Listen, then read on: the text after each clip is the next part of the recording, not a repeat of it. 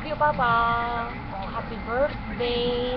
Happy 33rd birthday sa'yo. Ayan, magka-age na tayo. Yahoo! Pero,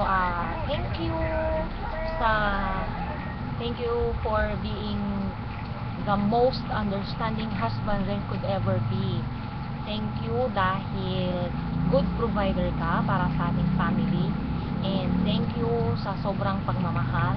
I wish you good health, extra strength, more blessings, more grace, at sana lahat ng mga pangarap mo para sa family natin ay unti-unting matupad. Darating din yung panahon na magkakasama din tayo. Basta wish ko na maging masaya ka sa araw na ito. I love you. I love you so much, Papa Koy. Love you, love you, love you so much. Miss you. My life is not worth living without you. Halamahan kita. At mag-iingat ka parati. Okay na okay lang kami dito ng mga anak ko. Okay? Love you.